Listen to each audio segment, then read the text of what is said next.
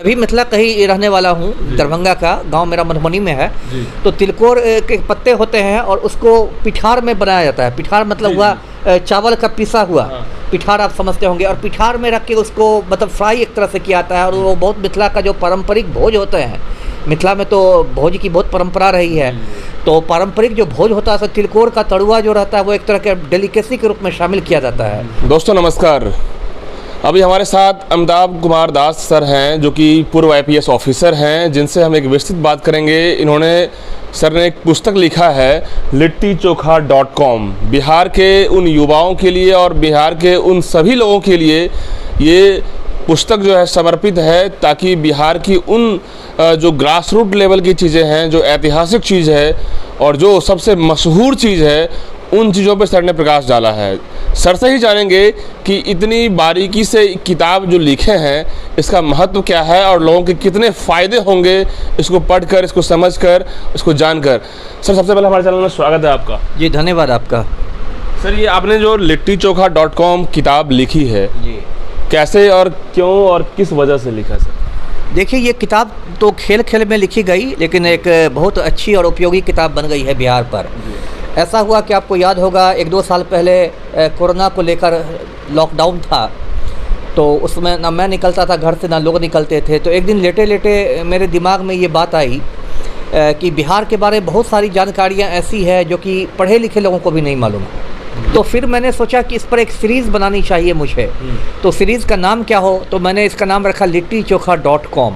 लिट्टी चोखा इसलिए रखा क्योंकि ये बिहार की एक पहचान है, बिहार का सबसे मशहूर व्यंजन है लिट्टी चोखा। और .com मैंने जोड़ दिया जिससे कि जो युवा वर्ग है वो आकर्षित हो, जो कंप्यूटर वाला जनरेशन है वो आकर्षित हो। तो इस नाम में मतलब परंपरा भी है और आधुनिकता भी है, लिट्टी चोखा भी और .com भी है। तो मैं बचपन से स्केच भी करता आया हूँ, स्केचिंग करना मेरी हॉबी है। तो मैं डेली एक जानकारी को स्केच के साथ फेसबुक पर डालता था।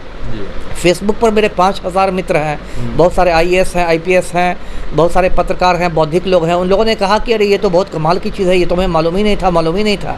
तो फिर मेरा भी हौसला बढ़ा।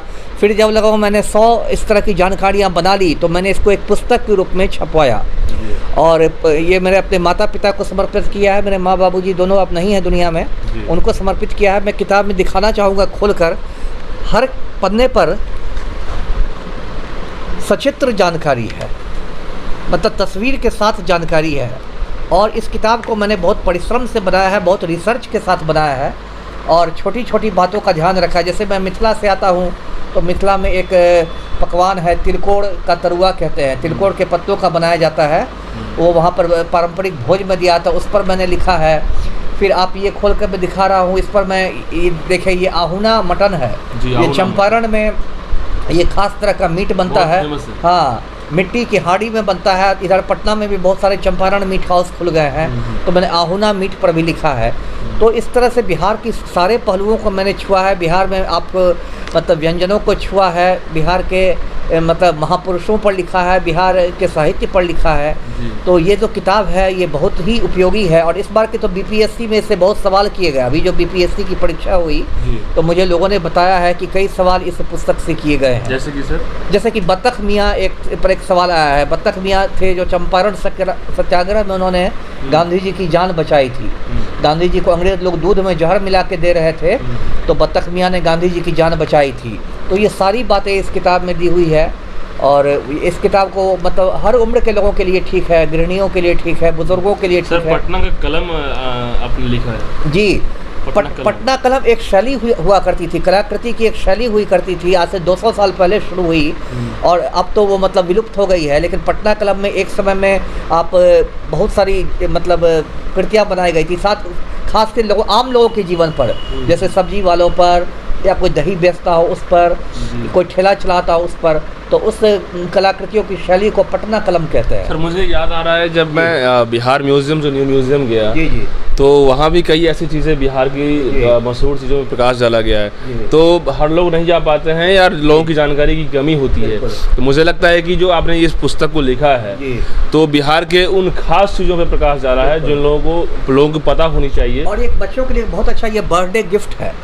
जन्मदिन होता है किसी बच्चे का, तो उसके मम्मी पापा उसको कुछ गिफ्ट देते हैं। ज़्यादातर मैं देखता हूँ कुछ आलतू फालतू चीज़ देते हैं, Obviously. महंगी चीज़ रहती है लेकिन आलतू फालतू।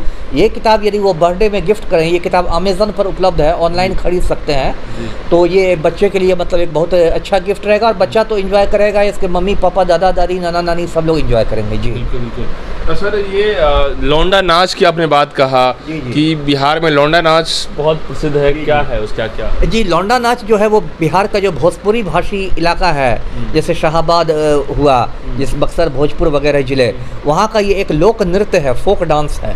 और इसमें होता क्या है कि मतलब कम उम्र के जो लड़के रहते हैं, टीनेजर्स जो रहते हैं, वो लड़की की वेशभूषा बना के नाचते हैं, साड़ी वाड़ी पहन के नाचते हैं। और आज भी हम भी देखते हैं कि उपनयन हो या जी जी मुंडन हो जी, तो हाँ, तो वो लौंडा नृत्य है। अभी मैं देख रहा था टीवी पर, पंकज त्रिपाठी बॉलीवुड के एक्टर हैं, बिहार के ही रहने वाले हैं।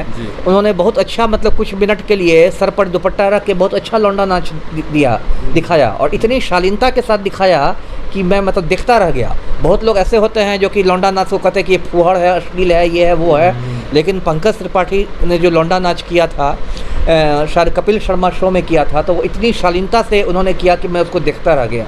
तो इन सब की जानकारी इस किताब में दी गई है। ये कला है। जी जी, कला है जी, कला है जी। सर ये तिलकोर जो है हमारे मिथिला में बहुत फेमस है, और जैसा कि हम लोग जानते हैं कि मैं भी मिथिला से ही बिलोंग करता हूँ, तो हमारे यहाँ जब भोजन होता है, ब्राह्मण भोजन ऐसा कुछ, तो तिलकोर का तरुआ यदि नहीं होता है तो फिर मतलब उस अधूरा रहता है। क्या कहेंगे सर आप? जी बिल्कुल, मतलब मैं भी मिथिला का ही रहने वाला हूँ, दरभंगा का, गांव मेरा मधुबनी में है। तो तिलकोर के पत्ते होते हैं और उसको पिठार में बनाया जाता है। पिठार मतलब हुआ चावल का पिसा हुआ पिठार, आप समझते होंगे। और पिठार में रख के उसको मतलब फ्राई एक तरह से किया जाता है। और वो बहुत मिथिला का जो पारंपरिक भोज होते हैं, मिथिला में तो भोज की बहुत परंपरा रही है, तो पारंपरिक जो भोज होता है, तिलकोर का तरुआ जो रहता है वो एक तरह के डेलिकेसी के रूप में शामिल किया जाता है।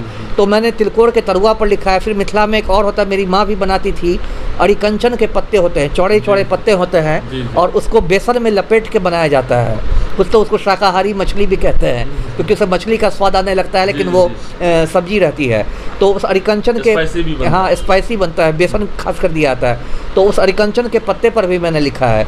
तो ये सारी बातें जो मैंने लिखी है, ये बहुत रिसर्च करके लिखा है, और उसमें मतलब एक्यूरेसी पर, सटीकता पर बहुत ज़्यादा मेरा जोर रहा है। जी, कहाँ से सर इसको रिसर्च किया और कैसे किए? एक तो देखिए, मतलब यूपीएससी की तैयारी में तो आदमी बहुत कुछ पढ़ लिखता है, फिर आज भी मतलब मैं बहुत अध्ययन करता हूँ। आप मुझे किताबी कीड़ा कह सकते हैं, मैं बहुत किताबें पढ़ता रहता हूँ।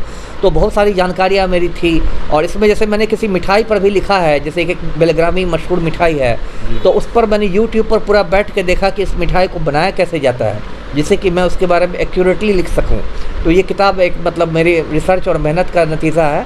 तो इस किताब को आप पढ़ेंगे लिट्टीचोखा.com, और ये मनोरंजन के साथ साथ ज्ञानवर्धन भी होगा, इसमें कुछ नीरस नहीं लगेगा। जी, तो आपने सुना IPS अमिताभ सर जिस तरीके से इस किताब को लिखे हैं शिद्दत से, और कोविड के टाइम में ही सर ने इस किताब को लिखा। और जैसा कि सर ने बताया कि किताब में महत्वपूर्ण जानकारियां हैं बिहार से जुड़ा, बिहार की उन चीज़ों पर सर प्रकाश डाले हैं जो लोगों को जानकारी नहीं हो पाता है, या फिर जानकारी होता भी है लोग नज़रअंदाज कर देते हैं, या फिर लोग समझने बूझने की वैसी क्षमता नहीं होती है। लेकिन सर जिस तरीके से इस किताबों को मतलब कि उतने अंदर से रिसर्च किया है, उससे साफ स्पष्ट होता है कि हम सभी लोगों को ज़रूर पढ़ना चाहिए। Amazon.com पे उपलब्ध है, अमेज़ॉन से आप परचेज कर सकते हैं ऑनलाइन, और इस किताब को जानकारी ले सकते हैं। किताब से जानकारी के बाद कंपटीशन के बच्चों के लिए काफ़ी लाभकारी है, और तमाम लोगों को, हर एक वर्ग के लोगों के लिए ये किताब बहुत फ़ायदेमंद है। और भी अपडेट्स हम देंगे, तमाम अपडेट्स के लिए बने रहिए हमारे न्यूज़ चैनल के साथ। तब तक के लिए बहुत बहुत धन्यवाद।